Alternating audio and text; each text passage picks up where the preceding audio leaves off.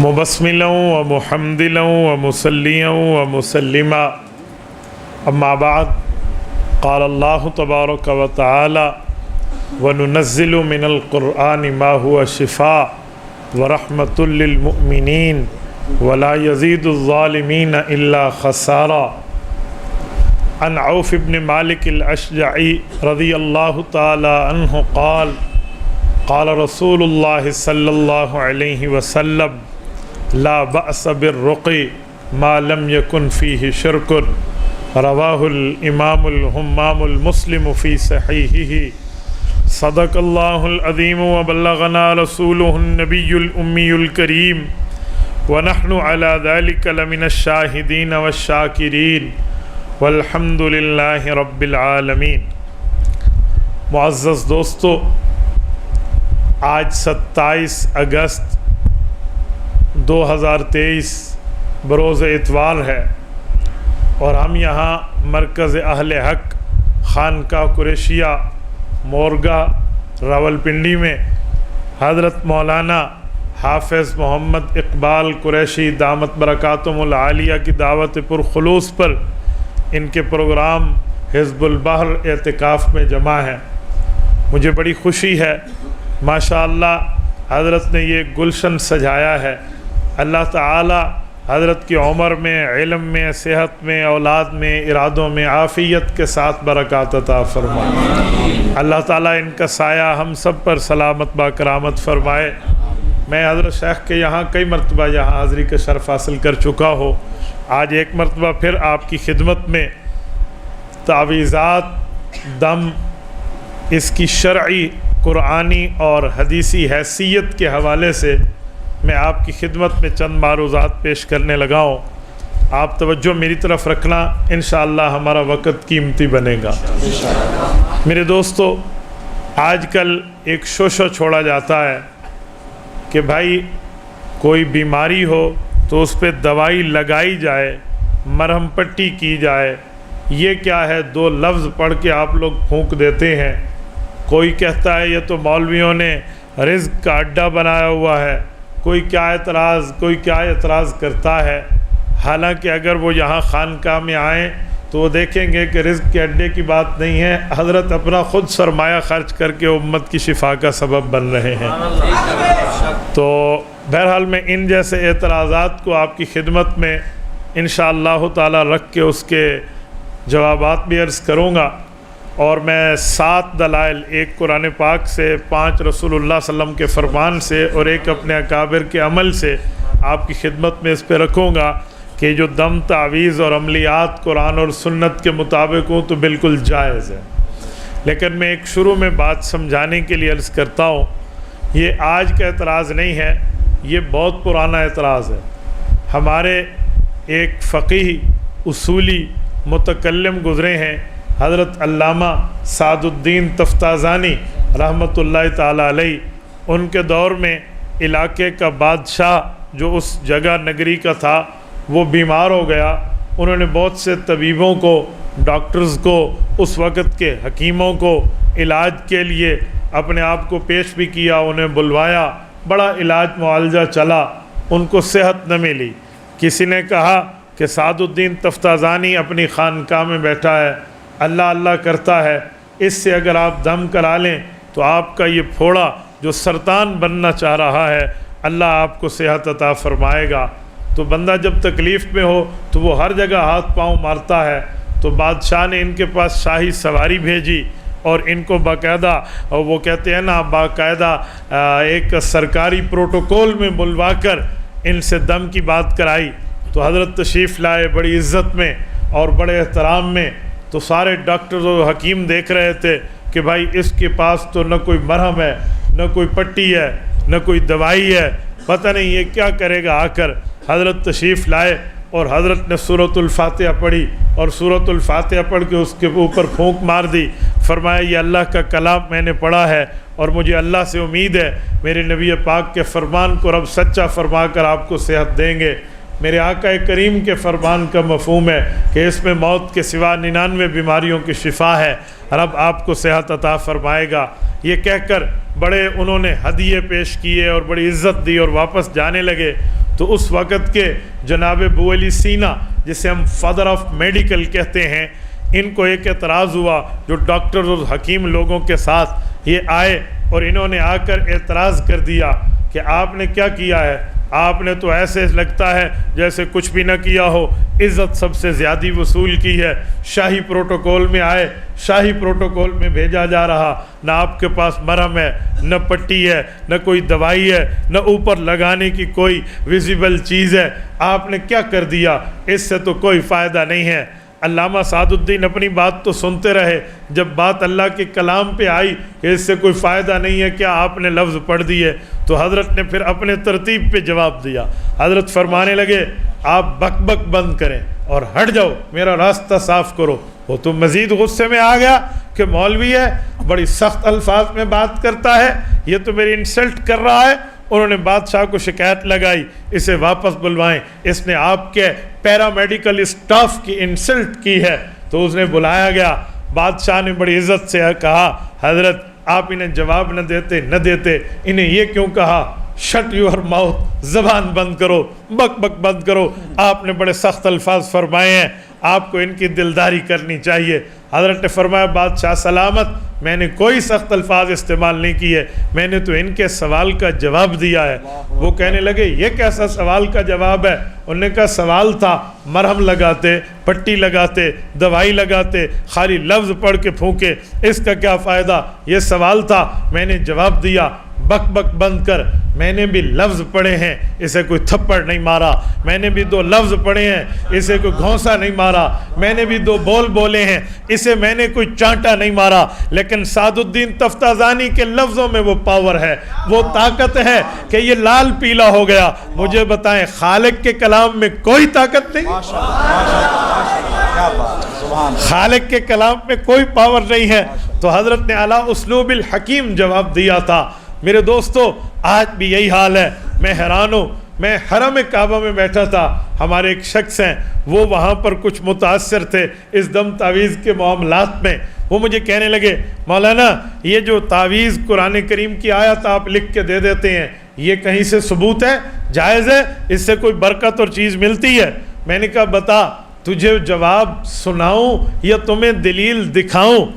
کہتے کیا مطلب؟ میں نے کہا حرم کعبہ میں بیٹھے ہیں، کہو تو دلیل دکھا دوں۔ کہتے جی دکھا دیں۔ میں نے کہا خانہ کعبہ ہے؟ جی ہاں۔ اس پہ غلاف ہے؟ کہتے جی ہاں۔ میں نے کہا اس پہ کلام اللہ لکھا ہوا ہے؟ کہتے جی ہاں۔ میں نے کہا خالق کا غلاف پہنا دیتے، اس پر کلام اللہ کی آیات کیوں لکھی ہیں؟ کہتے ہیں برکت کے لیے لکھی ہیں۔ میں نے کہا مسئلہ ہی حل ہو گیا، کپڑے پہ آیت لکھیں، برکت ملتی ہے۔ مولوی اگر کاغذ پہ لکھ کے دے برکت کیوں نہیں ملتی؟ او خدا آپ کو حج پہ لے جائے، تھوڑا سا بندہ تعصب سے، تھوڑا سا بندہ عناد سے، تھوڑا سا بندہ ضد سے ہٹ کے بات کرے تو یقین مانے علماء کی بات آپ کو دلائل سے بھرپور نظر آئے گی۔ تو میرے دوستو یہ چند باتیں میں نے بطور تمہید سمجھانے کے لیے بات کی ہیں۔ اب میں آپ کی خدمت میں اس کے دلائل شروع کرنے لگا ہوں۔ توجہ رکھنا، میں آپ کی خدمت میں سورت نمبر 17 سورت بنی اسرائیل کی آیت نمبر 82 جو میں نے خطبے میں پڑھی ہے اس کو پیش کرنے لگا ہوں۔ سنیے، رب کریم فرماتے ہیں وَنُنَزِّلُ مِنَ الْقُرْآنِ مَا هُوَ شِفَاءٌ وَرَحْمَةٌ لِّلْمُؤْمِنِينَ وَلَا يَزِيدُ الظَّالِمِينَ إِلَّا خَسَارًا۔ حضرت امام قرطبی رحمۃ اللہ علیہ نے اس آیت کی شرح میں جو بات ارشاد فرمائی ہے، میں تفسیر قرطبی میں آپ کی خدمت کے اندر چند معروضات پیش کرنے لگا ہوں۔ اللہ رب العزت نے جو بات فرمائی پہلے اس کا ترجمہ سن لیں۔ فرمایا رب کریم نے وَنُنَزِّلُ مِنَ الْقُرْآنِ مَا هُوَ شِفَاءٌ، اے محبوب مصطفیٰ صلی اللہ علیہ وآلہ وسلم، ہم نے آپ پر اللہ کا کلام، اپنا کلام نازل کیا ہے۔ وَنُنَزِّلُ مِنَ الْقُرْآنِ مَا هُوَ شِفَاءٌ، اس سے شفائیں ملتی ہیں، اس سے صحت ملتی ہے، اس سے درستگی ملتی ہے، تو شفا بنا کے بھیجا ہے۔ وَرَحْمَةٌ لِّلْمُؤْمِنِينَ، اور جو ماننے والے ہیں، مؤمنین مسلمین، مؤمنات مسلمات ہیں، جو اللہ کے رسول پہ ایمان رکھتے ہیں، ہم نے ان کے لیے رحمت، کرم، فضل کا معاملہ بنا کر بھیجا، وَلَا يَزِيدُ الظَّالِمِينَ إِلَّا خَسَارًا، لیکن ظالم اور کافر کو اس سے کوئی فائدہ نہیں ہوگا۔ اس کی کئی تفاسیر ہیں، میں تفسیر قرطبی الجامع لأحکام القرآن آپ کی خدمت میں پیش کر رہا ہوں، یہ 6 جلد ہے۔ حضرت امام قرطبی رحمۃ اللہ علیہ نے اس پر احادیث پاک بھی لکھے ہیں اور اس پر اللہ تعالیٰ کے کلام سے استدلال بھی کیا ہے۔ وہ فرماتے ہیں اس کو ہمارے علماء کرام نے 2 طرح سے تفسیر ذکر کی ہے۔ فرمایا اللہ تعالیٰ نے ما ہوا شفا، کہ یہ قرآن کریم مؤمن کے لیے شفا ہے، مؤمن کے لیے رحمت ہے۔ فرماتے ہیں پہلا قول یہ ہے، پہلی مراد یہ ہے کہ پہلے کفر تھا تو کفر ایک مرض ہے، پھر اسلام آیا، اسلام اس مرض کی شفا ہے۔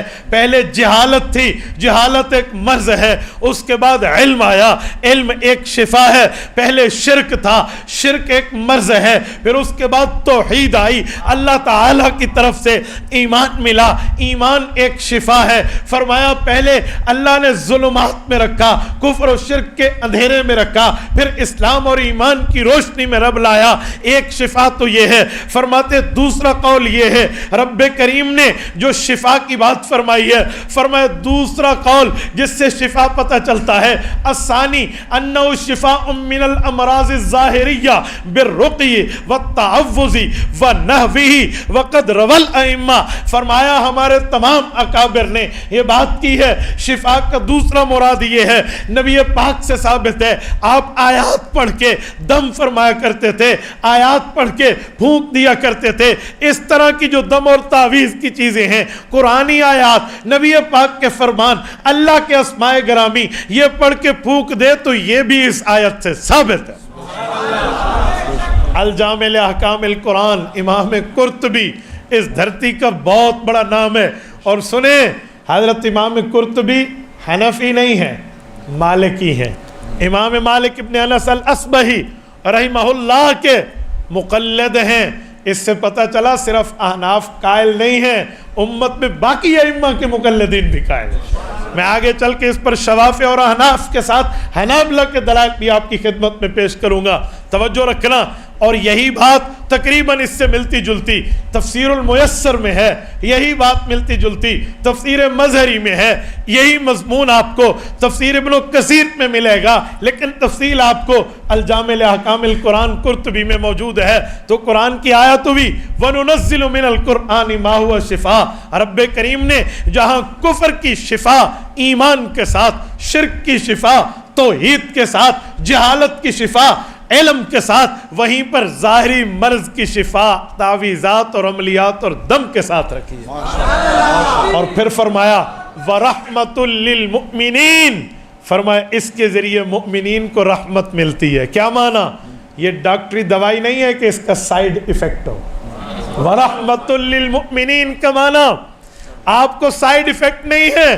کیا معنی؟ تقدیر میں اگر آپ کے لیے تکلیف لکھ دی ہے تو پھر یا تو اللہ اس تکلیف کو دور کر دے گا یا آپ کو نقصان نہیں دے گا۔ وَرَحْمَةٌ لِّلْمُؤْمِنِينَ کیا مطلب؟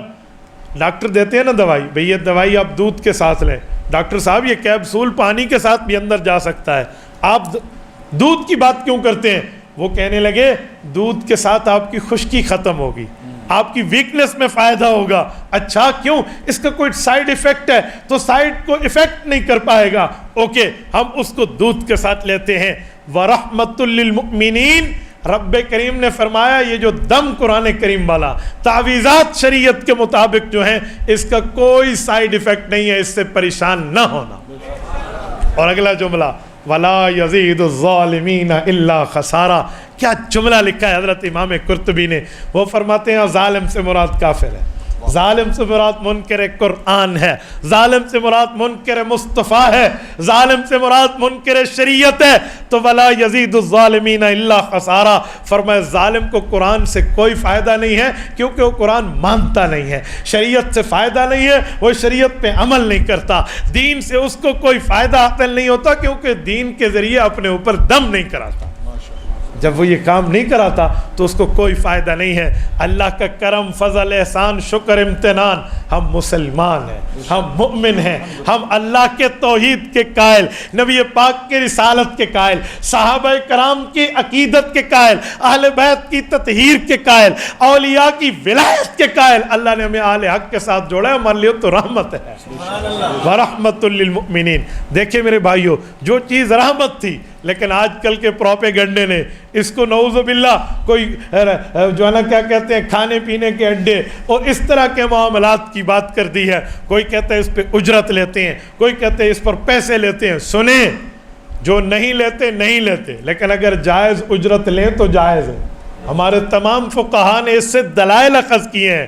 صحیح بخاری جلد اول صفحہ 203 اٹھائیے، حضرت ابو سعید خدری رضی اللہ تعالی عنہ، سیدنا مالک بن سنان بن وہیب جن کا اصل نام ہے، رضی اللہ تعالی عنہ، ارشاد فرماتے نبی پاک نے فرمایا، لوگو میں تمہیں سب سے بہترین اپنا طیب رزق حاصل کرنے کا ذریعہ بتاؤں؟ فرمایا یا رسول اللہ ضرور بتائیں۔ فرمایا ان احق ما اخذتم اجرا علیہ کتاب اللہ، ان احق ما اخذتم اجرا علیہ کتاب اللہ۔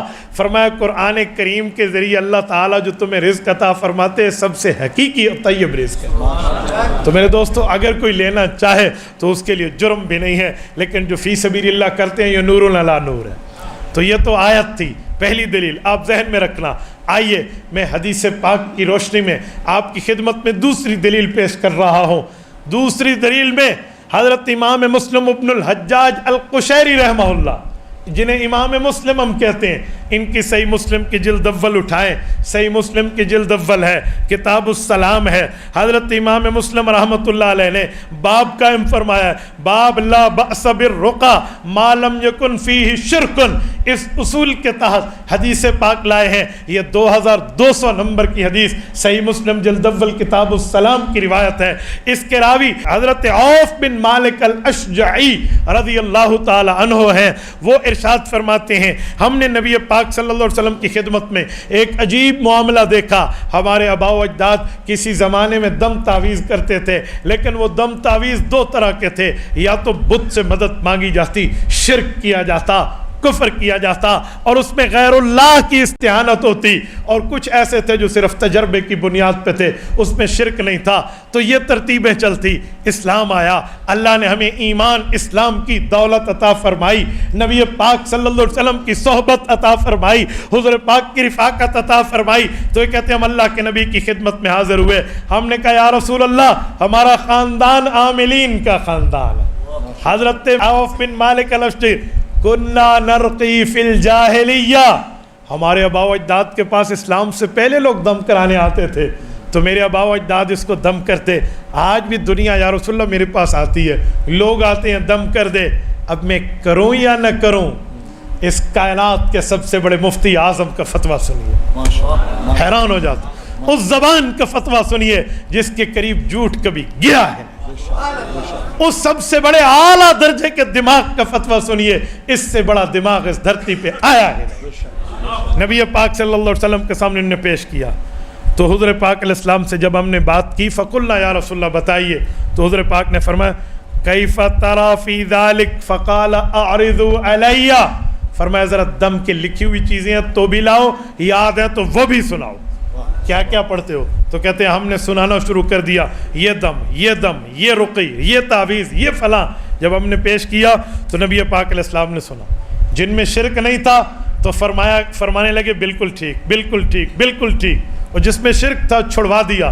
پھر اصول دیا کہ آئندہ دم تعویذ آپ نے کیا کرنے ہیں۔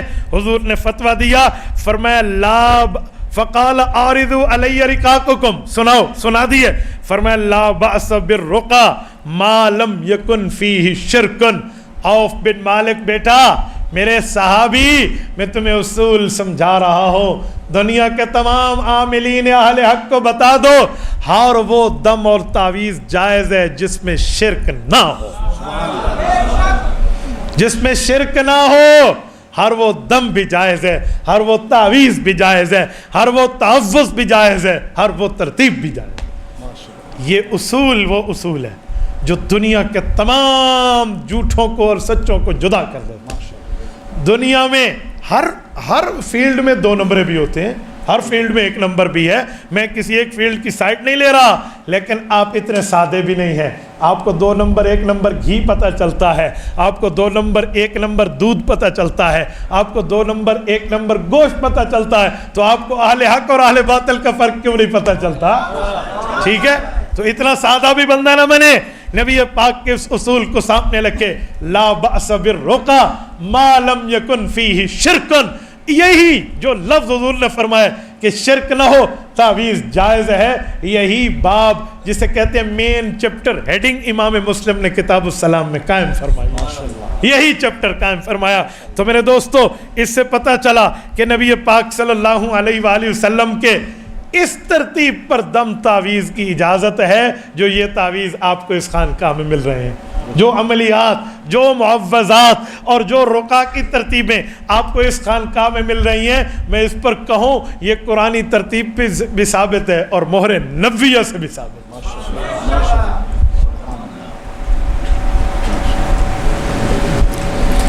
چلیں آگے چلتے ہیں۔ کیا تعویذ لکھوانے میں ہم لوگ جو لکھواتے ہیں ہمارے پاس کوئی سند بھی ہے کہ تعویذ لکھوا بھی لینا چاہیے؟ جی ہاں، سب سے پہلے امت محمدیہ میں اس دھرتی پہ تعویذ خود رسول اللہ صلی اللہ علیہ وسلم نے لکھوایا۔ میں کسی پیر فقیر کی ابھی بات نہیں کر رہا، میں اولیاء کو ماننے والا ہوں، میں ابھی ولایت کی بات نہیں کر رہا، میں فقہا کا ماننے والا ہوں، میں فقاہت کی بات نہیں کر رہا، میں محدثین و مفسرین کی جوتیاں سیدھے کرنے والا ہوں، میں ابھی ان کی بات نہیں کر رہا، میں صحابہ اہل بیت کا بھی قائل ہوں، ابھی ان کا عمل پیش نہیں کر رہا، میں امام الانبیاء کا لکھوانا پیش کر رہا ہوں۔ سرور کائنات صلی اللہ علیہ وسلم نے لکھوایا ہے، اور وہ ایسا تعویذ لکھوایا ہے، شیخ موجود ہے، یقین مانیے ہر امتی آج بھی اس تعویذ سے اثر لے سکتا ہے۔ امام عبد الرحمن السیوطی، جلال الدین السیوطی رحمہ اللہ، المتوفى 911 ہجری، آج 1445 ہجری ہے، آج 10 صفر 1445 ہجری ہے، میں 911 ہجری کی بات کر رہا ہوں، تقریباً 500 سال، 5 صدیاں پہلے اس کتاب کا حوالہ لا رہا ہوں، سنیے۔ الخصائص الکبریٰ امام سیوطی رحمۃ اللہ علیہ کی کتاب ہے، اس کا باب اٹھائیے، صحابہ کرام کی ترتیبیں جو تھی رقیہ کے بارے میں، تعویذ کے بارے میں، اس میں ذکر معجزات فی رؤیت اصحابہ، فرماتے ہیں ان میں ایسے حضور پاک کے معجزے جو صحابہ کرام نے اپنی آنکھوں سے دیکھے۔ دارالعلمیہ بیروت سے جو چھپی ہے اس کی جلد نمبر 2 صفحہ 166 ہے۔ ایک صحابی ہیں سیدنا ابو دجانہ رضی اللہ عنہ، جہاد کے میدان میں آج بھی ہم انہیں بیان کرتے ہیں کہ انہوں نے نبی پاک صلی اللہ علیہ وسلم کی حفاظت کے لیے حضور پاک کے سامنے ٹھہرے تھے، پیچھے سے کافر تیر مارتے تھے تو اپنی کمر پہ کئی تیر برداشت کیے تھے۔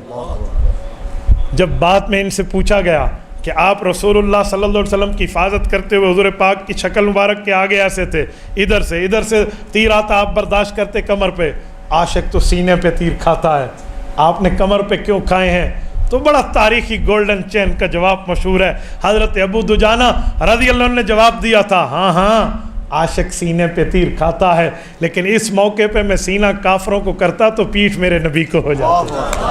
ٹھیک ہے، اس صحابی کو ہم پیش کرتے ہیں نا اس دلال میں۔ آؤ میں تعویذ پر بھی انہی کے گھر کا ان کی چشمدید واقعہ پیش کروں، جن کے آئی وٹنس ہے، یہ گواہ ہیں، آنکھوں دیکھے، چشمدید۔ فرماتے ہیں میں نبی پاک صلی اللہ علیہ وسلم کی خدمت میں حاضر ہوا، یہ پوری عربی کی تفصیل ہے لیکن میں اردو میں آپ کی خدمت میں خلاصہ پڑھ رہا ہوں۔ فرمانے لگے میں نے عرض کیا یا رسول اللہ رات تو گھر میں ایک عجیب معاملہ ہوا۔ فرمایا کیا؟ فرمایا جنات رات آپ کے صحابی کو چھیڑنے آئے۔ کہا وہ کیا ہوا؟ کہا یا رسول اللہ میں رات کو سویا ہوا تھا، بستر پہ لیٹا ہوا ہوں، اچانک ایک شور کی آواز میں نے سنی ہے، اچانک ایک شور آیا، جب شور اٹھا تو میں نے دیکھا میرے گھر کے کونے میں ایک چکی پیس رہی ہے، چکی کو پیسا جا رہا ہے۔ تو کہتے ہیں میں بہت پریشان ہوا، یہ چکی رات کو کون پیس رہا ہے، کیا معاملہ ہو گیا بھائی؟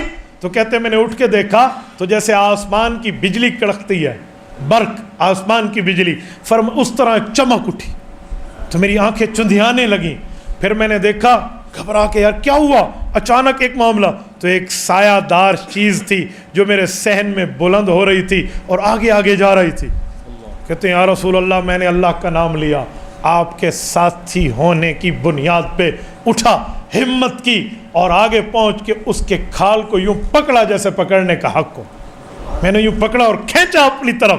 جب میں نے کھینچا تو مجھے یوں لگا جیسے وہ جو ایک وہ چھوٹا سا ہوتا ہے نا کانٹے دار جانور جس چھوٹا سا چلتا ہے, سہ بھی اس کو کہتے ہیں نا, اس کی طرح کانٹے مجھے چپنے لگے اس سے, اور اس نے میرے اوپر آگ کی چنگاریاں پھینکی. مجھے یوں لگا کہ میرا چہرہ جل جائے گا.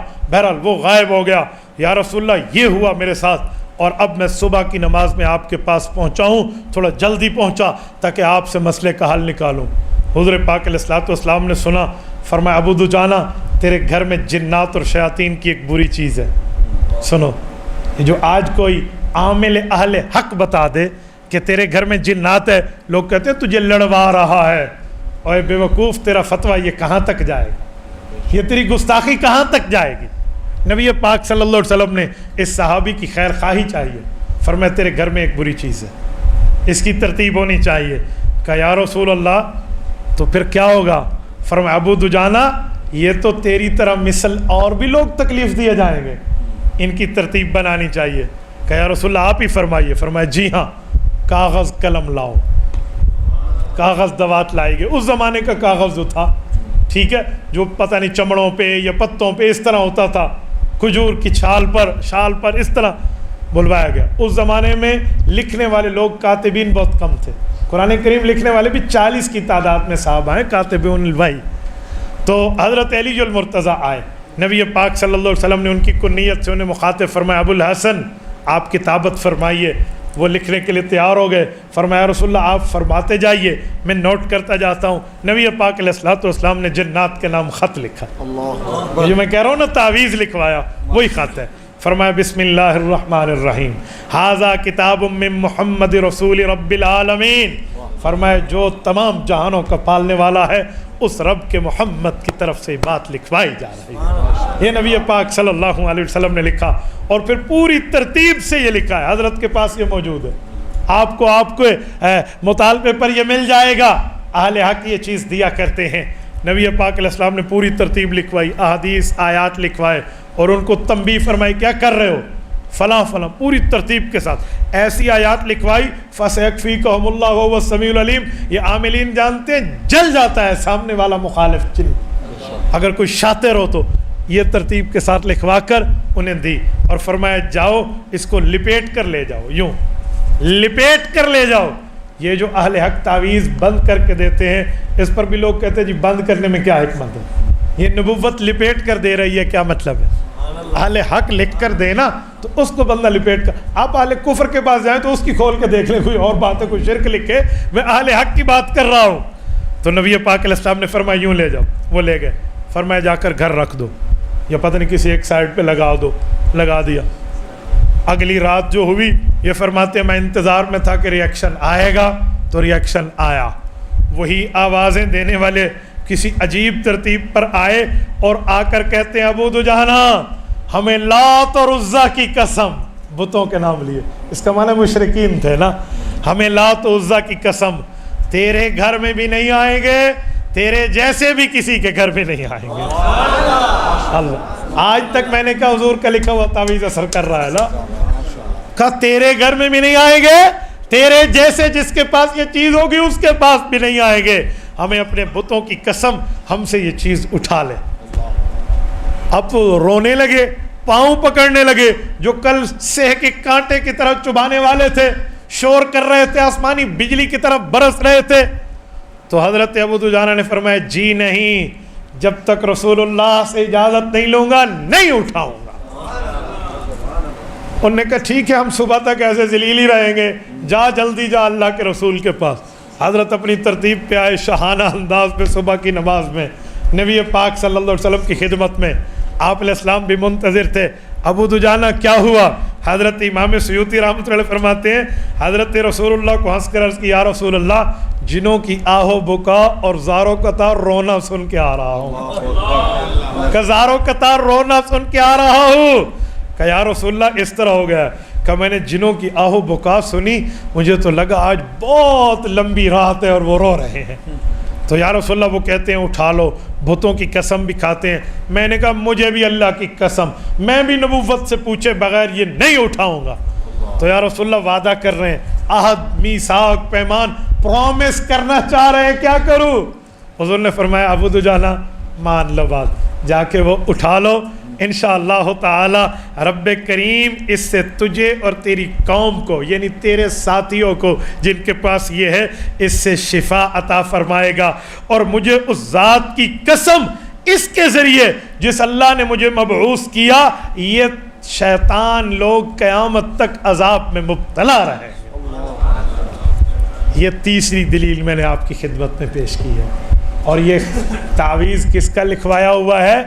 امام الانبیاء صلی اللہ علیہ وسلم کا، جس کا کلمہ آپ نے بھی پڑھا ہے، ہم نے بھی پڑھا ہے، جن کی سفارش قیامت میں آپ نے بھی لینی ہے، ہم نے بھی لینی ہے۔ میں حیران ہو جاتا ہوں، پتہ نہیں لوگ بعض اوقات اس طرح کی اہل حق کی ترتیبوں کا انکار کیسے کرتے ہیں، کیا سے کیا کہہ دیتے ہیں۔ اس پر کچھ لوگ کہتے ہیں جنات ہیں تو دکھاؤ۔ میں نے کہا بھائی بڑے خطرناک ڈگر پہ چل پڑے ہو۔ کہتے کیوں؟ میں نے کہا کل کوئی کہہ دے کندھوں پہ بیٹھا فرشتہ ہے، دکھاؤ، کیا کرو گے؟ کہتے ہیں قرآن پاک کے پہلے صفحے پہ ہے یؤمنون بالغیب، غائب پر ایمان رکھنا مومن کی نشانی ہے۔ تو صرف فرشتوں پہ نہیں، جنات پہ بھی۔ عجیب معاملہ ہے بھائیو۔ پھر کہتے ہیں میں نے عقل سے سوال سوچا ہے، بھئی اپنا عقل دکھا۔ میں بھی کہتا ہوں اس کاغذ پہ رکھ کے مجھے عقل دکھا دے۔ کہتے ہیں عقل دکھانے کا نہیں، سوچنے کی چیز ہے۔ میں نے کہا جنات بھی دکھانے کے نہیں، ماننے کی چیز ہے۔ تو یہ تیسری دلیل میں نے آپ کی خدمت میں پیش کی۔ آؤ، میں نے کہا میں 7 دلیلیں دوں گا، جیسے زمین آسمان 7 ہے نا، تو اس ترتیب پر میں آپ کی خدمت میں پیش کر رہا ہوں۔ توجہ، چوتھے نمبر پر نبی پاک کے صحابی، ابن صحابی حضرت عبداللہ بن عامر بن عاص رضی اللہ عنہ، بہت بڑے صحابی ہیں۔ جو علماء کرام ہیں وہ جانتے ہیں ان عمر ابن شعیب ان ابیہ ان جدہ کی سند انہی کی ہے۔ یہ جو ہم مشکات میں یا باقی کتب میں پڑھتے ہیں ان عمر ابن شعیب ان ابیہ ان جدہ رضی اللہ تعالی عنہ وعنہم، یہ عبداللہ ابن عمر ابن عاص ہے۔ یہ نبی پاک صلی اللہ علیہ وسلم کے صحابی ہیں۔ حضرت عبداللہ ابن عمر ابن عاص اذہن العرب، حضرت عمر ابن عاص رضی اللہ تعالیٰ عنہ کے بیٹے ہیں۔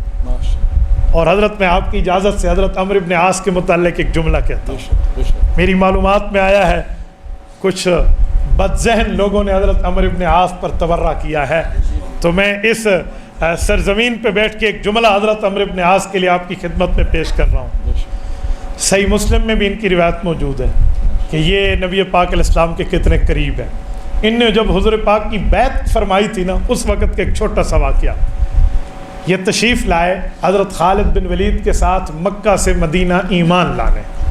جبرائیل امین اترے، یا رسول اللہ مکہ کی زمین نے اپنی جگر کے 2 گوشے توڑ کے آپ کی طرف بھیجے۔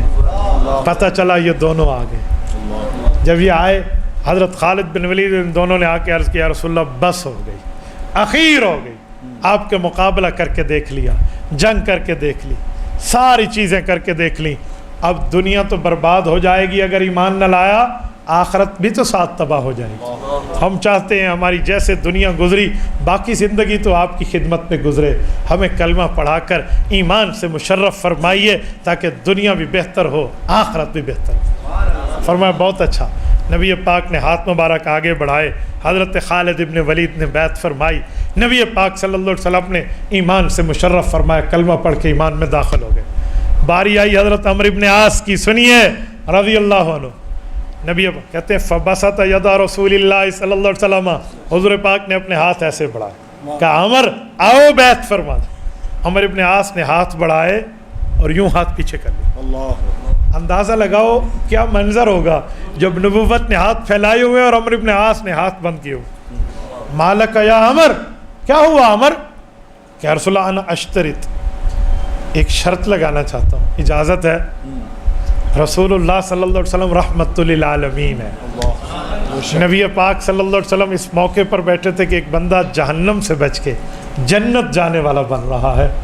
فرمایا وہ سخاوت کے سمندر میں فرمایا عمر کیا شرط لگاتے ہو؟ لگاؤ۔ آج میرا اللہ آپ کی ہر شرط پوری فرمائے. سبحان اللہ. او کما قال علیہ السلام. حضرت عمر نے عرض کیا یا رسول اللہ وہ آپ کے کزن حضرت جعفر طیار رضی اللہ عنہ حضرت علی کے بڑے بھائی جب حبشہ کے بادشاہ کے پاس آئے تھے نا تو کافروں نے مجھے بھیجا تھا ان کے مقابلے کے لیے. میں نے بڑی کوششیں کی تھی کہ ان کو وہاں سے نکلوا دوں. میں مختلف جنگوں میں آپ کا مقابل رہا, میں مختلف موقعوں میں آپ کا مخالف رہا, بڑی اسلام کے خلاف میں نے مہم جوئیاں کی ہیں. مجھے ڈر ہے کل قیامت میں اللہ مجھے شاید جنت نہ دے. رو رہے ہیں کہ رسول اللہ میری ایک ہی شرط ہے, آپ مجھ سے وعدہ فرما لیں اللہ کے دربار میں امر آئے گا آپ میری سفارش کر کے اللہ سے مجھے جنت لے کر دیں گے. میں وعدہ کرتا ہوں میں آپ پر ایمان لاتا ہوں. میرے دل کی تسلی کے لیے یا رسول اللہ آپ مجھ سے وعدہ فرمائیں کیا رحمت للعالمین کے دربار میں اس شخص کو یہ وعدہ وفائی مل سکتی ہے؟ یا عمر ابن عاص عرض کریں نبی پاک صلی اللہ علیہ وسلم کا دل اس موقع پر ان کی محبت سے لبریز ہوا. فرمایا عمر ہاتھ آگے بڑھا, آپ کے نبی نے اپنے رب پر اعتماد کرتے ہوئے آپ کی شرط مان لی, کل قیامت میں اللہ سے جنت لے کے دوں. حضرت عمر نے ہاتھ آگے, نبی پاک علیہ السلام نے کلمہ پڑھا اور یہ مشرف با اسلام ہو. میں ان کے گھر سے روایت پڑھ رہا ہوں. میں نے اسی لیے آپ کی خدمت میں ان کی تھوڑی ترتیب بتائی ہے کہ یہ کیا شخصیت ہے. یہ حنابلہ فقہ حنبلی کی روایت پڑھ رہا ہوں. آپ اندازہ لگائیں ہمارے حنابلہ اور شوافع تھوڑا زیادہ سخت ہے توحید میں, یہ ان کی روایت پڑھ رہا ہوں. اس کا مطلب ہے ائمہ اربعہ میں اس پہ کوئی اختلاف نہیں ہے اہل سنت کے اندر.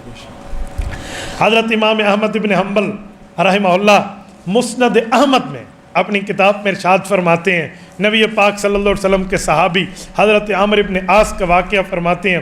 وہ فرماتے ہیں قدرت کی کبریائی پر مشتمل تعوذ کی آیات میں نے رسول اللہ صلی اللہ علیہ وسلم سے سیکھے تھے. میں انہیں خود بھی پڑھتا تھا اور اس کے بعد چھوٹے چھوٹے بچوں کو یاد کرا دیتا جو سمجھدار ہوتے.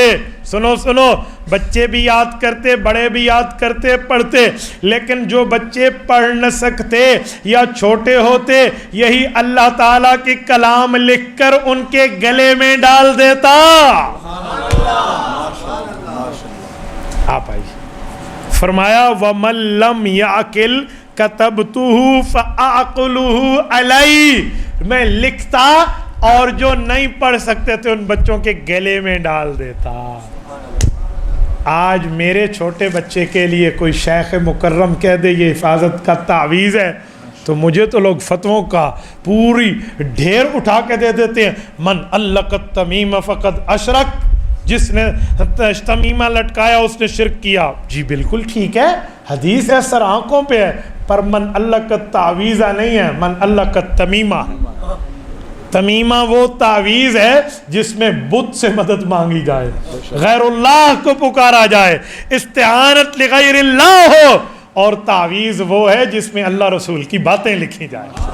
کوئی چھوٹا سا فرق تو کر لو, بین الدم و فرث لبنا خالصا, دودھ کی جو رگ ہے اور جو وہ نجاست کی رگ ہے یہ اکٹھی جانور میں چل رہی ہوتی ہے. ایک میں لبن خالص دودھ آ رہا ہے, ایک میں پلیتی آ رہی ہے. بھائی کفر و شرک بھی یوں چل رہے ہوتے ہیں, تم تمیمے کو الگ دیکھو, تعویذ کو الگ دیکھو. لیکن ہمارے ہاں لوگ اس کا فرق نہیں کرتے, وہ ایک ہی لاٹھی سے سب کو ہانک دیتے ہیں. نا بھائیو ایسے نہیں ہے, ایسا نہیں ہے. عورت فتنہ ہے, پر نکاح میں آئے تیرے باپ کے تو تیرے لیے رب اس کے پاؤں میں جنت بنا دے. عورت تب فتنہ ہے جب تیرے لیے غیر محرم ہو تو اس سے غلط کاموں کی پینگیں لڑائے تب, ورنہ ہر عورت تو فتنہ نہیں ہے. تیری 2 بیٹیاں پیدا ہو, رسول اللہ صلی اللہ علیہ وسلم نے فرمایا تو اس کی صحیح تربیت کر, صحیح نام رکھ, اچھی جگہ شادی کرا. فرمایا میرا رب کہتے ہیں آپ مجھ سے جنت لے لے.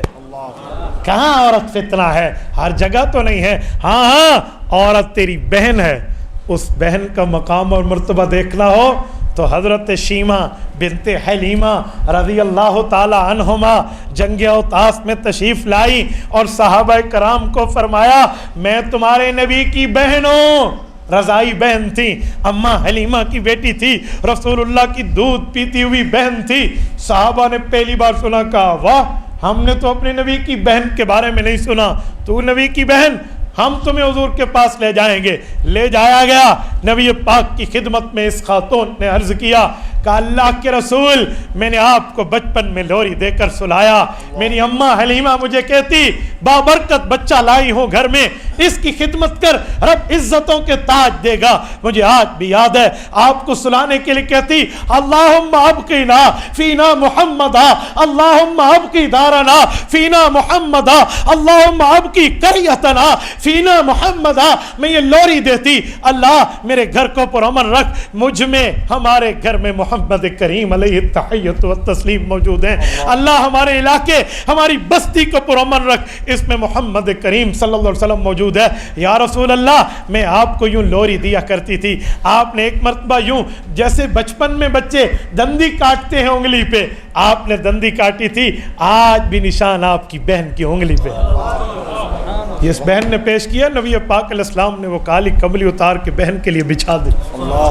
صحابہ کرام نے عمل دیکھا تو اس کی قوم کے بنو سعد کے 6000 جنگی قیدیوں کو اسی وقت رہا کر دیا۔ یہ ہے بہن کی قدر۔ عورت فتنہ اس وقت ہے جب غیر محرم سے تعلقات غیر شرعی جب بہن بن کے آئے تو نبوت اس کے لیے اپنی چادر بچھا دیتی ہے، اور عورت جب بیوی بن کے آئے وہ تیرے ایمان، تیرے اسلام، تیرے مذہب کی حفاظت اور تیری نسل کی محافظہ ہے۔ اور پھر نبی پاک علیہ السلام نے فرمایا لوگو، جامع ترمذی کی روایت ہے، تمہیں سب سے بہترین بندہ بتاؤں؟ صحابہ کرام نے یوں کان کھڑے فرمائے، دل تک اپنے کانوں کے ذریعے حضور کے فرمان کو راستہ دینے کے لیے راستہ بنا۔ ارشاد، پھر حضور نے فرمایا جی ہاں، تمہیں سب سے بہترین بندہ بتاؤں؟ فرمایا یا رسول اللہ ضرور بتائیے۔ جب مجمع ہمتن گوش متوجہ ہو گیا تو حضور پاک نے فرمایا خیرکم خیرکم لأہلہ وانا خیرکم لأہلی۔ سب سے بہترین بندہ وہ ہے جو اپنے گھر والوں کے ساتھ بہتر ہے، میں بھی تم میں بہترین ہوں۔ ان کی بڑی وجوہات میں ایک وجہ ہے کہ میں بیویوں کے ساتھ بہتر ہوں۔ تو عورت فتنہ ہے تب جب بغیر نکاح کے، نکاح میں تو ہے، تو جب عورت فتنہ پوری بات کریں گے تو بات سمجھ آئے گی کہ کہاں ہے کہاں نہیں ہے، تو تمیمہ کہاں شرک ہے، تعویذ کہاں جائز ہے، یہ بھی تو دیکھ لو نا، اس پہ تو دیکھ لیں، اس پہ ہم لوگ نہیں دیکھتے۔ بھائیو، وَأَحَلَّ اللَّهُ الْبَيْعَ وَحَرَّمَ الرِّبَا، اللہ نے کاروبار کو حلال اور سود کو حرام فرمایا ہے، لیکن کاروبار اور سود یوں ساتھ ساتھ چلتے، چھوٹا سا فرق ہے، اعتباری فرق ہے۔ تو اسی طرح تمیمہ اور تعویذ بھی ایک ساتھ ہیں، وہ شرک ہے، یہ جائز ہے۔ اس لیے عبداللہ ابن عمرو ابن عاص رضی اللہ عنہما ناسمجھ بچے جو پڑھ نہ سکتے ان کے لیے لکھ کے گلے میں لٹکا دیتے، اور یہ حنابلہ کے گھر سے مسند احمد سے روایت ہے۔ میرے دوستو، 5ویں نمبر پہ دلیل عرض کرنے لگا ہوں، حضرت عبداللہ ابن عباس رضی اللہ عنہما۔ عبداللہ ابن عباس رسول اللہ صلی اللہ علیہ وسلم کے چچا زاد بھائی، جن کو پیغمبر نے حبر الامہ فرمایا، حبر الامہ فرمایا اس امت کا سب سے بڑا مفسر اعظم، اور حضور پاک نے ان کی تفسیر دانی کے لیے کہ ان کو تفسیر سمجھ آئے، حضور پاک علیہ السلام نے دعائیں فرمائی ہیں۔ ان کی روایت امام ابن قیم الجوزیہ رحمہ اللہ کی کتاب زاد المعاد فی ہدی خیر العباد سے پیش کر رہا ہوں۔ 4 حصوں کی کتاب ہے، یہ 4تھا حصہ ہے، دارالعلمیہ بیروت سے چھپی ہے، جلد نمبر 4 کا صفحہ 328 پیش کر رہا ہوں۔ حضرت عبداللہ ابن عباس رضی اللہ تعالی عنہما، ان کے پاس ایک خاتون آئی، آ کر عرض کیا کہ میرا بچہ پیدا ہوا اور مشکل سے پیدا ہوا، پہلا بچہ، بڑی تکلیف ہوئی، اب دوسرے بچے کے لیے امید سے ہوں۔ پریگننٹ خاتون تھی، پر امید میرا بچہ ہونے کو ہے۔ اے اللہ کے نبی کے صحابی، اے رسول اللہ کے چچا زاد بھائی، کیا قرآن و سنت میں میری اس مشکل کے حل کے لیے کوئی ترتیب ہے؟ اللہ اکبر۔ فرمایا جی ہاں، کہ وہ میری ترتیب حل فرما دیجیے۔ حضرت نے کاغذ قلم اس زمانے کا منگوایا اور اس پر یہ لکھا، سنیے، بسم اللہ الرحمن الرحیم، لا الہ الا اللہ العظیم الحلیم الکریم، سبحان اللہ رب السماوات ورب الارض ورب العرش العظیم، کأنہم یوم یرونہا لم یلبسوا الا عشیۃ او ضحاہا، کأنہم یوم یرون ما یوعدون لم یلبسوا الا ساعۃ من نہار بلاغ فہل یہلک الا القوم الفاسقون۔ یہ لکھا اور فرمایا میری بہن لے جا اور اسے گھول کے پانی میں ڈال کے ملا کے پی لے, رب کریم تجھے آسانی سے بچہ عطا فرمائے گا. پین آف دا ڈیلیوری سے تو 100% محفوظ رہے گی, جسے ہم درد ذہ کہتے ہیں, اس سے تو محفوظ رہے گی. گھول کے پی لے. یہ ساری آپ کے خانقاہ قریشیہ کے عملیات کی دلائل چل رہے ہیں. میرے دوستو, اہل حق کے پاس دلائل موجود ہیں, شرط یہ ہے کہ بندہ انابت سے آئے, ضد سے نہ آئے. دین کا کام ضد کا نہیں ہوتا, ایک دوسرے کو چھیڑنے کا نہیں ہوتا بھائی, کفر سے چھڑوانے کا ہوتا ہے, شیطان سے چھڑوانے کا ہوتا ہے, یہ سمجھنے اور سمجھانے کا ہوتا ہے.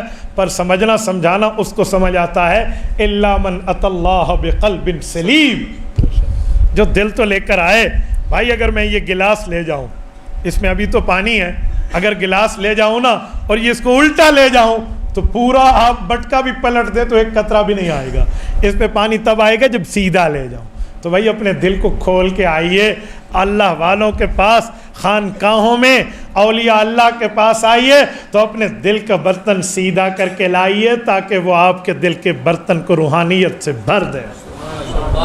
ایک شخص نے ایک مرتبہ اعتراض کیا, مجھے کہا عقائد کی فلاں کتاب میں لکھا ہے کہ تم لوگ روح کی برکت لیتے ہو, اور روح کی برکت لینا ساری روحانیت کی برکت لیتے ہو, اور روحانیت کی برکت لینا جائز نہیں ہے.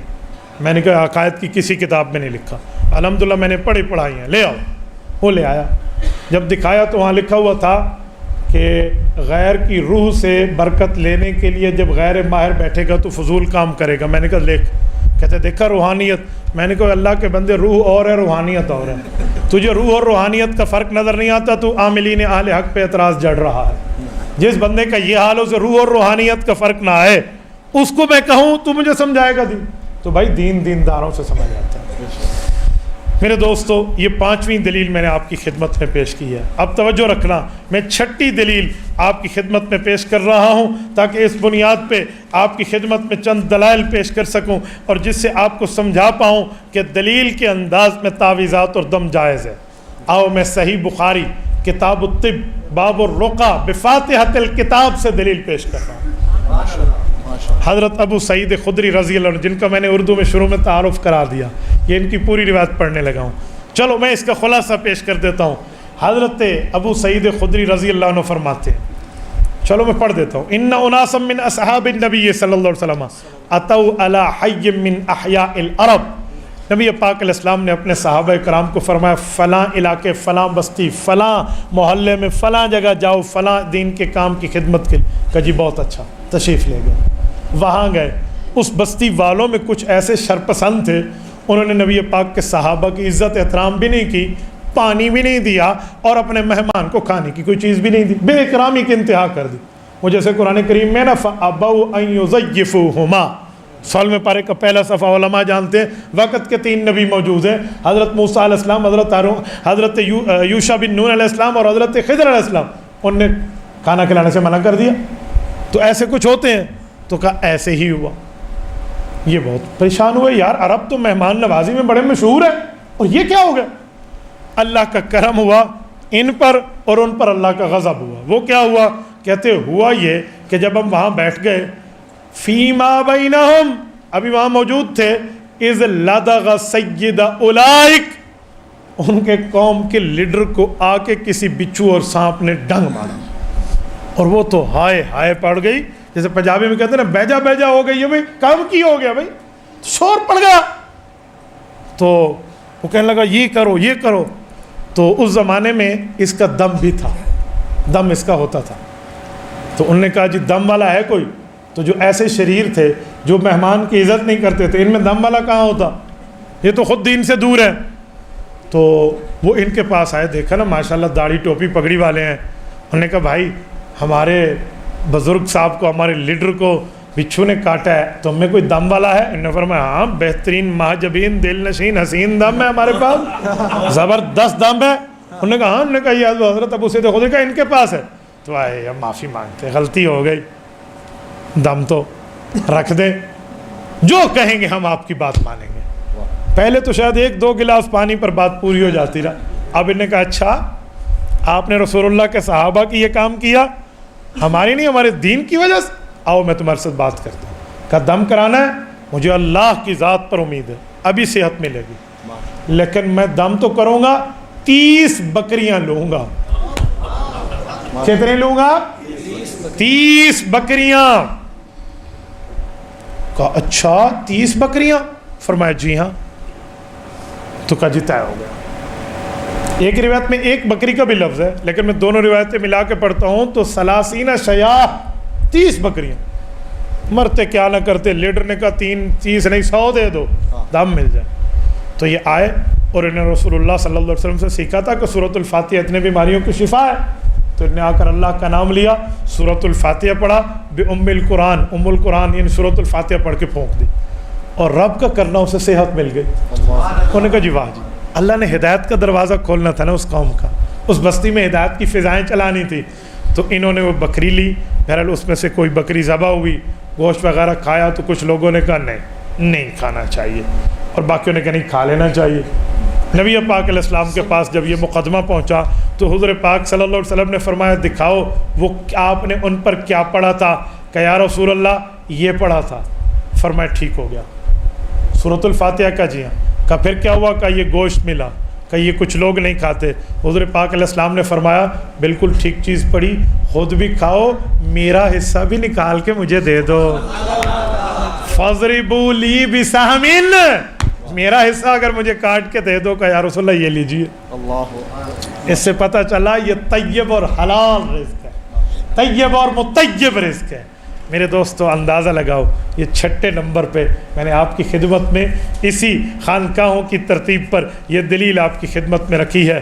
اور آگے چلیے، میں نبی پاک صلی اللہ علیہ وآلہ وسلم کے اسی ترتیبوں کے متعلق 7واں اور آخری دلیل کا نمبر پیش کر رہا ہوں اکابرین علماء دیوبند سے۔ ابھی حضرت ذکر فرما رہے تھے حکیم الامت مجدد الملت حضرت مولانا اشرف علی تھانوی رحمہ اللہ۔ حضرت تھانوی رحمۃ اللہ تعالیٰ علیہ نے التقا فی احکام الرقیٰ کے نام سے جو رسالہ لکھا ہے، اس میں مکروہ تعویذ بھی لکھا، حلال تعویذ بھی لکھا، دونوں کا فرق بتایا۔ فرمایا جس میں شرک ہو، کفر ہو، غیر اللہ کی استعانت ہو، بتوں سے مدد مانگی جائے، حرام ہے، ناجائز ہے۔ لیکن جس تعویذ کو مؤثر بالذات بھی نہ سمجھیں، اللہ سے امید رکھیں، اللہ رسول کی بات لکھیں یا اللہ کے نام لکھیں، 100% جائز ہے۔ پھر حضرت نے اپنی پوری کتاب لکھ کے اعمال قرآنی کی شکل میں امت کے حوالے کر دی۔ تو میرے دوستو مجھے بتائیے، نبی پاک صلی اللہ علیہ وسلم کے دین سے دلائل کے انداز میں ایک ایک چیز ثابت ہے، تو جب شرط یہ ہے اہل حق کی ترتیب پہ ہو، اہل حق اس کو لکھیں، تو ہم اہل حق کے ساتھ اللہ نے ہمیں جوڑا ہے، ہم اس پہ اللہ کو شکر کرتے ہیں۔ اللہ تو نے اہل حق کے ساتھ جوڑا، اہل باطل سے بچا لے۔ ہمیں سنت کے ساتھ جوڑا، بدعت سے بچا لے۔ ہمیں دین کے ساتھ جوڑا، بے دینی سے بچا لے۔ توحید کے ساتھ جوڑا، شرک سے بچا لے۔ صحت کے ساتھ جوڑا، بیماری سے بچا لے۔ اے اللہ دینداروں کے ساتھ جوڑا، بے دینی سے بچا لے۔ اے اللہ عزت کی دولت کے ساتھ جوڑا، ذلت کی تکلیف سے بچا لے۔ اے میرے مولا، آپ نے ہمیں یہ ساری چیزیں دی ہیں، ہماری ان چیزوں کو سلامت با کرامت رکھ۔ تو بہرحال یہ چند باتیں میں نے حضرت کے جو ہے نا منشا اور حضرت کے حکم پر آپ کی خدمت میں یہ چند چیزیں پیش کی ہیں۔ اگر آپ نے اس کو نوٹ کر لیا ہو تب بھی بہت بہتر، نہیں تو آپ کے پاس شیخ موجود ہیں، آپ ان سے مزید رہنمائی لے سکتے ہیں۔ اللہ تعالیٰ آپ کو رم صراط مستقیم عطا فرمائے۔ اقول قولی ھذا واستغفر اللہ وآخر دعوانا ان الحمد للہ رب العالمین۔ یہ سوال ہے، کہتے ہیں عملیات بھی کوئی علم ہے یا نہیں ہے؟ بھائیو، میں نے یہ 7 دلائل آپ کی خدمت میں عملیات کے علم کے طور پہ پیش کی ہیں۔ آپ کی خدمت میں بتا دیا کہ صحیح مسلم کے اندر حدیث پاک موجود ہے۔ نبی پاک صلی اللہ علیہ وآلہ وسلم نے ارشاد فرمایا لا بأس بالرقیٰ ما لم یکن فیہ شرک، جب تک اس میں شرک موجود نہ ہو تو اس طرح تعویذ اور دم بالکل جائز ہے۔ عاملین کا طریقہ علاج کا، کچھ عاملین تسبیح پر کرتے ہیں، کچھ کینچی پر۔ بعض حضرات دیکھیں، اگر اہل حق ہیں تو اہل حق کی ترتیبات اور طریقے جو ہیں وہ ثابت اور جائز ہیں، اگر اس کا عقیدہ اور نظریہ بھی ٹھیک ہے اور اس کا عمل بھی ٹھیک ہے۔ کینچی کے ذریعے علم، کالے علم کے کاٹ کرنے کا ایک استعارہ موجود ہے، اس کی کیا حدود اور قیود ہیں وہ آپ کو اہل حق علماء بتائیں گے، اس کی ترتیب پہ اگر آپ چلیں تو تب بالکل ٹھیک ہے۔ صحیح عامل کی پہچان کیا ہے؟ صحیح عامل کی پہچان یہ ہے کہ وہ متبع سنت ہو، سنت کا اتباع کرنے والا ہو، قرآن اور سنت سے دین سے علاج کرنے والا ہو، اللہ تعالیٰ کے اس سے اسماء سے علاج کرنے والا ہو، اور اگر وہ چاہے تو جائز اجرت بھی اس پہ لے سکتا ہے، ورنہ آپ یہ نہیں کہہ سکتے کہ اس نے اجرت لی ہے تو صحیح عامل ہی نہیں ہے. بھائی ایسا کچھ بھی نہیں ہے. میں آپ کے سامنے 30 شیعہ 30 بکریوں والی روایت صحابی رسول حضرت ابو سعید خدری رضی اللہ عنہ کے حوالے سے پڑھ چکا ہوں. عملیات قرآن اور حدیث کی روشنی میں صحیح ہے یا غلط؟ قرآن اور حدیث کے مطابق ہو تو بالکل صحیح ہے، قرآن اور حدیث کے مخالف ہو تو اس کو قرآن اور حدیث بھی غلط کہتا ہے، ہم بھی غلط کہتے ہیں. اللہ تعالیٰ کی بات ہو، رسول اللہ کا فرمان ہو، اللہ تعالیٰ کے نام لکھے ہوں تو آپ اس کو ضرور کر سکتے ہیں. مفتی صاحب بتائیے کیا سارے عاملین فراڈی اور دھوکے باز ہوتے ہیں؟ بھائی ساری یونیورسٹیز 2 نمبر ہوتی ہیں، جیسے بھاولپور کی یونیورسٹی کا واقعہ آیا. ہاں ساری یونیورسٹیز ایسی ہیں؟ آپ کہیں گے نہیں ساری تو نہیں ہیں. اچھا اسی طرح سارے بازاروں میں 2 نمبریوں کے سودے ملتے ہیں، آپ کہیں گے سارے تو ایسے نہیں ہیں. تو ہر جگہ بیٹھ کے لوگ جھوٹ بولتے ہیں، کہتے نہیں سارے تو ایسے نہیں ہیں. تو اسی طرح سارے عاملین بھی فراڈی نہیں ہیں، اس میں بھی اہل حق ہے. میں نے پہلے آپ کو کہا آپ دودھ اور گوشت کا فرق کر سکتے ہیں، اصلی اور نقلی کا، گھی اور اصلی اور نقلی گھی کا فرق کر سکتے ہیں. تو اصلی نقلی عامل، اصلی نقلی عالم کا بھی آپ فرق کر سکتے ہیں. تو اس پر بھی آپ کو دیکھنا چاہیے. عملیات کرنے کے لیے کسی کی ڈگری کا ہونا ضروری ہے یا عالم کا درس نظامی پاس کرے؟ جی نہیں، درس نظامی والا درس نظامی تک محدود رہے، باقی اس کے لیے کسی شیخ کے پاس بندہ بیٹھے، باقاعدہ اجازت ہو تب جا کر آپ یہ کام کریں، ورنہ ہو سکتا ہے رجت ہوئی اور اس کا بوجھ آپ پہ پڑ گیا تو پھر بچوں روتا رہے گا. اس کے لیے کسی اللہ والے کے ہاتھ میں ہاتھ دیں. مسئلہ یہ ہے کہ اپنی فیلڈ کے ماہر بنے نا، اور جو فیلڈ کا ماہر ہو اس کے پاس آنا بھی سیکھیں. بڑے بڑے علماء عاملین سے علاج کرواتے ہیں، کیا سب علماء عقل سے پیدل ہیں؟ نہیں بابا، عقل سے پیدل کی بات نہیں ہے. علماء پر عقل ہیں، عقل مند ہیں، اور وہ اس کام کو جانتے ہیں، اور وہ ان کے پاس آتے ہیں تو وہ چیز کو دیکھتے ہیں. جب ڈاکٹر سے علاج کرنا جائز ہے تو عامل سے دین کے مطابق علاج کرنا کیوں ناجائز ہے؟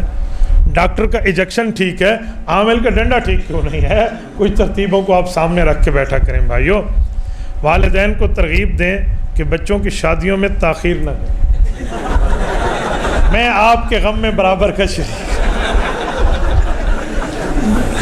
بھائیو والدین کو چاہیے اپنے بچوں کی جلد از جلد شادی کریں. مراد ہے کہ بلوغت کے فوراً بعد شادی کر دیں. ٹھیک ہے، ہمارے نبی پاک صلی اللہ علیہ وسلم کے والدین اس دھرتی کے مقدس جوڑا. ہم حضرت عبداللہ اور حضرت آمنہ رضی اللہ عنہما کے ایمان کے قائل ہیں، ہم ان کی عزت اور احترام کرتے ہیں. ان کی شادیاں کس عمر میں ہوئیں؟ 17 اور 18 سال. 17 سال حضرت آمنہ کی عمر تھی، 18 حضرت عبداللہ کی تھی. تو جب حضرت عبداللہ کا انتقال ہوا 18.5 ساڑھے 18 سال عمر ہے، اور حضرت آمنہ کا انتقال ہوا 24 سال عمر ہے. حضور پاک کی عمر اس وقت 6 سال پوری تھی، 7ویں میں چل رہے تھے. تو ٹھیک ہے، شادیاں آپ جلدی رکھا کریں. میرے دوستو، حضرت مفتی صاحب یہ بتائیے کہ انگوٹھی کے متعلق کیا حکم ہے؟ انگوٹھی انسانی جسم پر کوئی اثرات دیتی ہے یا نہیں؟ انگوٹھی نبی پاک صلی اللہ علیہ وسلم نے پہنی ہے، وہ اس زمانے میں مہر ہوتی تھی. تو مہر نبی علیہ السلام مہر کے لیے وہ پہن لیتے، بائی سگنیچر اس پر دستخط کے حساب کی ترتیب تھی اس زمانے کی. اگر اس زمانے میں وہ ہے تو بندہ پہن سکتا ہے، ورنہ نہ پہننا بہتر ہے. بہتر یہی ہے. لیکن اگر کوئی پہننا چاہے تو مرد کے لیے چاندی کی انگوٹھی، اور وہ بھی 4 ماشے کے اندر، اس سے زائد نہیں. ہاں نگینے کا وزن اس سے زائد ہو سکتا ہے، لیکن آپ نگینے کو یہ نہ سمجھیں کہ مؤثر بالذات ہے اور یہ اور وہ ہے. اس معاملات سے بچ کر رہے. مولانا جو عقیدہ حیات النبی کا انکاری ہے اس کے متعلق نماز، بھائی اس کو عقیدہ ٹھیک کر لینا چاہیے، تب آپ اس کے پیچھے نماز پڑھ لیں. اگر عقیدہ ٹھیک نہیں ہے تو بچ جائیں. اصحابی کالنجوم کی حدیث ضعیف ہے، اس کے بارے میں بتائیں. بھائیو حدیث ضعیف کا اصول ہے، ضعیف حدیث کا اصول یہ ہے کہ اس کے متابع اور مشاہد ہوں، یعنی اس طرح کی مضمون کی دوسری حدیث ہو تو وہ حدیث صحیح ہو جاتی ہے. تو صحابہ کرام کے لیے تو قرآن کے 1200 آیات موجود ہیں. صحابہ اور اہل بیت کے لیے آیات کی تفصیل ہے. اور بڑے بول سے اللہ بچائے، آپ مجھے قرآن کریم کا کوئی صفحہ پیش نہیں کر سکتے جس صفحے پر نبی اس کے صحابہ اور اہل بیت کی عظمت موجود ہے. کوئی ایسی صورت نہیں پیش کر سکتے جس پر نبی اور صحابہ کے اہل بیت کی عظمت نہ ہو. ٹھیک ہے، تو ان کے لیے اس طرح کی کئی احادیث ہیں، لہٰذا اس کو آپ ضعیف نہیں کہہ سکتے. کچھ لوگ بعض علماء کے لیے، تبلیغی جماعت کے لیے یا قائد جمعیت کے لیے نازیبہ جملہ کہتے ہیں، ان کے پیچھے مجھے بتائیں. بھائیو علماء کرام کے خلاف آپ نے بات نہیں کرنی. علماء کبھی علماء کے خلاف کوئی بات کریں تو علماء کی حد تک ہے، عوام کو اس پہ نہیں پڑھنا چاہیے، عوام علماء کرام کی قدر دانی کرے۔ ایک عالم دین کا نام لکھ کر انہوں نے کہا کہ ان کا عقیدہ حیات النبی کے بارے میں کیا خیال ہے۔ بھائی وہ عالم میڈیا پر موجود ہے، آپ ان سے جا کر پوچھ لیں، میں اب ہر کر وہ تو نہیں ہوں، ترجمان تو نہیں ہوں۔ مولانا حضرت علامہ ارشد حسن ثاقب رحمۃ اللہ علیہ منزل پڑھنے کی اجازت دیے تھے حزب البحر کے ساتھ، ہم پڑھ سکتے ہیں۔ جب آپ کو اپنے شیخ سے اجازت ہے تو آپ کیوں نہیں پڑھ سکتے؟ آپ شیخ کی اجازت لینے کے بعد بھی مجھ سے تصدیق کراتے پھریں گے، اللہ آپ کو حج پہ لے جائے۔ وہ یہ حضرت ڈاکٹر عبدالرزاق سکندر رحمہ اللہ کے پاس ایک شخص آیا اور کہنے لگا، وہ عالم بھی تھا، مفتی بھی تھا، اور ماشاءاللہ اس نے تخصص الحدیث بھی کر لیا تھا، اور کہتے حضرت سب کچھ پڑھ لیا ہے لیکن اب بھی پڑھانے کو نہیں، پڑھنے کو جی کرتا ہے۔ اس کے اوپر ایک پڑھنے کا جو ہے نا حال طاری تھا، تو حضرت نے فرمایا بیٹا نورانی قاعدے سے دوبارہ شروع کر ٹھیک ہے، تو اس کا دماغ ٹھکانے لگا۔ آپ کو علامہ نے اجازت بھی دے دیا، پھر بھی کہتے ہیں تو آپ پھر پہلے سے شروع کریں۔ مولانا کیا اجازت لینا ضروری ہے کسی عمل کے لیے؟ ہم تو قرآن سے پڑھتے ہیں بھائی، بطور قرآن پڑھیں تو کوئی اجازت لینا ضروری نہیں ہے، لیکن قرآن کو بطور وظیفہ اٹھا کے پڑھیں گے اور اس کی کثرت کریں گے تو اس کی رجت کی ترتیبوں کے لیے اجازت علماء کرام سے آپ لے لیں تو بہت زیادہ آپ کے لیے بہتر ہے۔ حضرت مولانا حضرت عمرو بن عاص رضی اللہ عنہ کو تذکرہ آپ نے کیا، یہاں راولپنڈی کے ایک شخص نے ان پر گستاخی کی ہے تو اس کو توبہ کرنی چاہیے۔ توبہ چھوڑیں، پہلے تو حکومت کو اس پر جو ہے نا کیا کہتے ہیں، اس پہ قانونی چارہ جوئی کرنی چاہیے۔ توبہ کی باتیں تو بعد میں دیکھی جائے گی، توبہ کا معاملہ اللہ تعالیٰ کے معاملہ ہے۔ امام ابن تیمیہ رحمہ اللہ کتاب التعویذ کے بارے میں آپ حضرات کی رائے، میں نے آپ کو حنابلہ کی رائے امام احمد ابن حنبل رحمۃ اللہ علیہ کے حوالے سے مسند احمد میں حضرت عبداللہ ابن عمرو ابن عاص کی روایت رضی اللہ عنہما کے ساتھ پیش کر دی ہے۔ تو جب حنابلہ کی رائے اس طرح آ گئی اور امام میں وقت کی طرف سے آ گئی تو باقی ان کے مقلدین کی رائے اگر اس کے خلاف بھی ہو تو مقلد کی رائے جب اپنے امام کے خلاف ہو تو وہ حجت نہیں ہوتی۔ تو آپ ہمارے سامنے وہ بات پیش فرمائیں جو بات جو ہے نا کیا کہتے ہیں جو ٹھیک انداز کی بات ہو۔ مفتی صاحب ایک ساتھی اعتراض کرتے ہیں کہ رسول اللہ صلی اللہ علیہ وسلم کا روزہ آپ کے علماء دیوبند عرش معلیٰ سے افضل سمجھتے ہیں، آپ بتائیں۔ حضرت ابوبکر صدیق رضی اللہ تعالیٰ کی روایت مسند فردوس دہلمی میں ہے، فرمایا افضل بقاء الارض ہوتا ہے، اس دھرتی کا سب سے افضل حصہ ہوتا ہے جس جگہ اللہ اپنے نبی کی روح قبض فرماتے ہیں۔ سبحان اللہ، ٹھیک ہے، جس جگہ اللہ اپنے نبی کی ما اکرم علی اللہ ببقعۃ من الارض فیہ قبضہ روح نبیہا، یہ لفظ موجود ہے کما قال رضی اللہ عنہ کہ جس پر نبی کی روح قبض ہوتی ہے وہ اس دھرتی کا سب سے افضل ٹکڑا ہے۔ تو رسول اللہ کی جہاں روح قبض ہوئی ہے وہیں رسول اللہ قبر مبارک ہے، تو اس لیے اس کا درجہ سب سے اعلیٰ ہے۔ رہا یہ کہ اس کا درجہ عرش اور کعبے سے اعلیٰ کیوں کہتے ہیں، اس میں بھی ایک غلط فہمی ہے لوگوں کو۔ آپ لوگ سمجھتے ہیں کہ اللہ تعالیٰ کی ذات نعوذ باللہ عرش اور کعبے کے ساتھ چمٹی ہوئی ہے، ایسا نہیں ہے۔ لیس کمثلہ شیء، اللہ کی ذات ہر جگہ ہے، اللہ جسم سے پاک ہے پر اللہ کی ذات ہر جگہ ہے۔ تو جب اللہ کی ذات ہر جگہ ہے تو صرف کعبے میں تو نہیں ہے، صرف عرش پہ تو نہیں ہے، تو پھر کعبے اور عرش پہ بھی ویسے ہے جیسے باقی جگہ ہے، اور رسول اللہ تو ایک ہی جگہ ہے، وہ روضہ نبوی ہے، اور حضور کی جسم کے ساتھ جو جگہ لگی ہوئی ہے وہ تو غلط فہمی نہیں ہے نا، لہٰذا یہ عرش سے افضل ہے، کیونکہ عرش کے ساتھ اللہ لگا ہوا نہیں، اللہ ہر جگہ ہے، حضور اس کے ساتھ، یہ حضور کے ساتھ لگی ہوئی ہے، یہ عرش سے افضل ہے۔ کعبے کے ساتھ اللہ چمٹا ہوا نہیں ہے، اللہ ہر جگہ ہے، کعبہ ایک مقدس مقام ہے، ہمارا عبادت عقیدت کا مرکز ہے، لیکن حضور کے ساتھ تو جسم کی جگہ مس کی ہوئی ہے، لہٰذا یہ اس سے افضل ہے۔ اور اس کی افضلیت کی ایک عقلی پہلو بھی آپ کو سمجھا دوں، یہ مخلوقات میں کمپٹیشن کی بات کی جا رہی ہے، خالق اور مخلوق کا نہیں ہے۔ کعبہ بھی مخلوق ہے اور عرش بھی مخلوق ہے، اور رسول اللہ مخلوق میں سب سے افضل ترین مخلوق ہے۔ تو مجھے بتائیں مخلوقات میں سب سے افضل کون ہے؟ حضور پاک۔ آپ نے بھی کہہ دیا کعبہ تو مخلوقات میں سب سے افضل نہیں ہے۔ کعبہ کے لیے تو حضور پاک نے فرمایا یا بیت اللہ ما اعظمک، اے بیت اللہ تیری عظمت اتنی کتنی ہوگی، مومن کی خون اور اس کی عزت کی عظمت آپ سے زیادہ ہے، حدیث پاک میں۔ تو ایک مومن رسول اللہ تو نبی المؤمنین ہے، اللہ کے بندے، وہ عظمت کی جگہ بہت آگے ہے۔ تو اسی طرح آپ حضرات اس کو بھی سمجھ لیں، عورتوں کو سامنے بٹھا کر علاج کیا جا سکتا ہے۔ آپ نے کبھی ڈاکٹرز کے لیے سوال کیا ہے کہ ڈاکٹر صاحب عورت کو سامنے بٹھا کر انجیکشن لگا سکتے ہیں، دوائی دے سکتے ہیں، بلڈ پریشر چیک کر سکتے ہیں؟ لیڈی ڈاکٹر ہو تو بہت اچھا، لیکن لیڈی ڈاکٹر نہ ہو تو آپ مرد سے ضرورت کے مطابق علاج کروا سکتے ہیں۔ یہ آپ کالجز میں جا کے اپنی ماشاءاللہ بچیوں کو بھیجتے ہیں اور وہ اپنے ٹیوٹر سے یونیورسٹیز میں جا کے اپنی پروفیسر سے پڑھتے ہیں. آپ نے وہاں کئی سوال کیے؟ آپ کو یہ سوال حضرت مولانا اقبال قریشی صاحب پہ نظر آیا ہے؟ تو مسئلہ کیا ہے کہ مولانا سنت کے مطابق داڑھی رکھے ہوئے ہیں, سنت کے مطابق پگڑی ہے, سنت کے مطابق علاج اور سنت کے مطابق لباس رکھتے ہیں.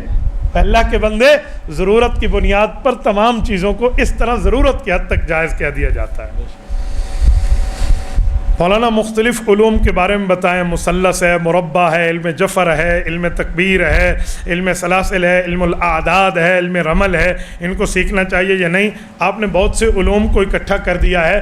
ان کو کیسے سیکھنا چاہیے, کیسے نہیں سیکھنا چاہیے, یہ آپ ان علوم کے ماہرین کے پاس آئیں گے اور پھر اس ترتیب کے مطابق آپ کے سامنے بات ہوگی. ان کو عام طور پہ مؤثر بالذات سمجھ کے جو لوگ معاملہ کرتے ہیں اس سے بچ جائیں. حضرت آپ بھی ہمیں عملیات کی اجازت دے دیں. سورج کی موجودگی میں چاند کو نہیں دیکھا جاتا. حضرت آپ کے پاس موجود ہیں, آپ حضرت سے ہی پوچھ لیجئے اور اجازت لے لیجئے. حضرت نے آج مجھے ایک عمل کی اجازت دی ہے, اللہ ان کو سلامت با کرامت رکھے, تو آپ کو بھی اجازت دیں گے انشاءاللہ تعالی. یہ مجھے لفظ ہی سمجھ نہیں آیا. اچھا, رجعت. رجعت کی تفصیل آپ کو شیخ انشاءاللہ دے دیں گے. جزاک اللہ. حضرت موجود ہیں. اذان سے پہلے صلاۃ و سلام پڑھنا کیسا ہے؟ اذان سے پہلے رسول اللہ صلی اللہ علیہ وسلم پر درود پاک پڑھنا یا اذان کے بعد درود پاک پڑھنا آپ پڑھ سکتے ہیں, کوئی منع نہیں ہے, لیکن اس کو آپ اذان کا حصہ بنا کر پیش نہ فرمائیں. اذان اللہ کے رسول نے حضرت بلال کو سکھائی ہے, وہ اللہ اکبر سے شروع ہے, لا الہ الا اللہ پہ ختم ہے. کلمہ طیبہ پورا کتنا ہے؟ لا الہ الا اللہ پہ ختم ہو جاتا ہے. آگے کیا ہے؟ محمد الرسول اللہ. حضور نے آخر میں صرف لا الہ الا اللہ سکھایا ہے, تو ہم محمد الرسول اللہ بھی نہیں کہتے, حالانکہ محمد الرسول اللہ حق ہے. یہاں نہیں کہتے کہ حضور نے نہیں سکھایا. تو حضور نے جتنی اذان سکھائی اتنی اذان دیں. باقی درود پاک پڑھنا ہو تو اس کے بعد بندہ دل میں پڑھ لے, ویسے پڑھ لے. درود پاک ایک مرتبہ پڑھیں گے 3 انعام ملیں گے, 10 مرتبہ رحمت اترے گی, آپ کا نام حضور پاک علیہ الصلوۃ والسلام کے دربار میں لے کر پہنچایا جائے گا, اور آپ کے 10 درجے بلند ہو جائیں گے. تو ہم تو درود پاک کے قائل ہیں, درود پڑھنا چاہیے لیکن اپنی پوری ترتیب کے ساتھ. جزاکم اللہ تعالی. اقول قولی ھذا واستغفر اللہ وآخر دعوانا ان الحمد للہ رب العالمین. بسم اللہ الرحمن الرحیم. ماشاءاللہ آپ کے سامنے بہت اہم دلائل پر مبنی حضرت اقدس مفتی عبدالواحد قریشی صاحب دامت برکاتہم العالیہ نے گفتگو فرمائی, اور اللہ رب العزت نے ان کو یہ کمال اور درجہ عطا فرمایا ہے, اور لوگ ان کو سنتے ہیں اور ان سے محبت کرتے ہیں. ان کے لیے میں ایک جملہ بھی کہتا ہوں, خم ہے سر انسان, خم ہے سر انسان تو حرم میں کچھ ہے. اگر آپ نے کعبے کی طرف منہ کیا ہے تو حرم میں کچھ ہے نا, تقدس تو کیا ہے, ایسے ہی تو آپ نے منہ نہیں کیا ہوا. خم ہے سر انسان تو حرم میں کچھ ہے, لوگ اشک بہاتے ہیں تو غم میں کچھ ہے. بے وجہ کسی پر نہیں مرتا کوئی, ارے ہم پر کوئی مرتا ہے تو ہم میں کچھ ہے. بے وجہ کسی پر مرتا نہیں کوئی, بے وجہ کسی پر مرتا نہیں کوئی, ارے ہم پر کوئی مرتا ہے تو ہم میں کچھ ہے. تو آج میں ان کو ایسا تحفہ دینا چاہتا ہوں. صادن کعبہ چابی بردار بیت اللہ شریف نے, اسی علاقہ کے 2-3 لوگ بھی میرے ساتھ تھے, مجھے اپنے گھر میں مدعو کیا, اور بہت وہ لوگ شاہد ہیں اور میڈیا پہ موجود ہے. مجھے محبت میں اپنا وہ چوغا اتار کر دیا جس کو وہ فرمانے لگے کہ میں نے 10 بار کعبہ کھولا ہے اور اندر جا کے غسل دیا ہے. وہ میں حضرت کو اس لیے تحفہ دینا چاہتا ہوں. حضرت مسلک حق کے ترجمان بھی ہیں, وکیل بھی ہیں, اور دفاع کرنے والے بھی ہیں. اللہ ان سے مزید کام لے گا انشاءاللہ. تو وہ چوغا میں ان کو آپ کی موجودگی میں خانقاہ قریشیہ کی طرف سے تحفہ ادا کروں گا. ایسا تحفہ ان کو زندگی میں کبھی نہیں ملا ہوگا اور نہ ملے گا, جو کعبے کے اندر 10 بار کعبہ غسل کرنے کا باعث بھی بنا. بیٹھ جائیں, سارے بیٹھ جائیں, سارے بیٹھ جائیں, سارے بیٹھ جائیں, سارے بیٹھ جائیں. احباب بیٹھ جائیں, سارے بیٹھ جائیں, سارے بیٹھ جائیں, سارے احباب بیٹھ جائیں, کوئی کھڑا نہ ہو, سارے احباب بیٹھ جائیں.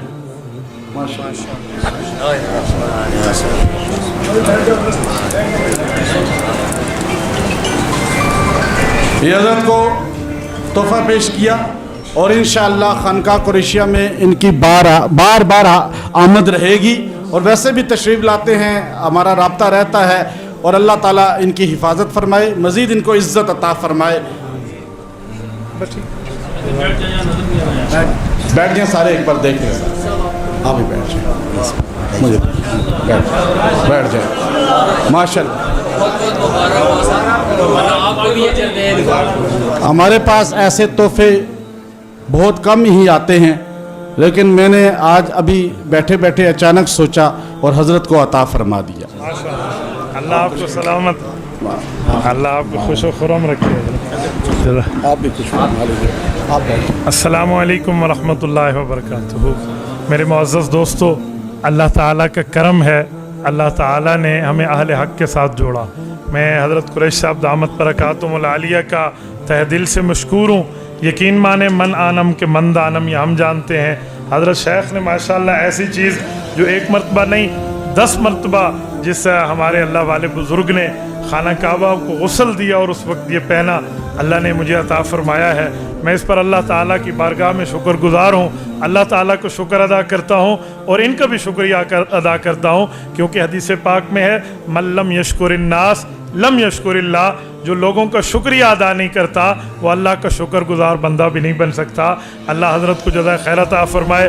हज़रत ने करम फरमाया, जहाँ भी ये रहेगा हज़रत इंशाअल्लाह उस सवाब में शरीक रहेंगे। अल्लाह ताला हज़रत के फैज़ को आम फरमाए। जज़ाकुमुल्लाहु ताला।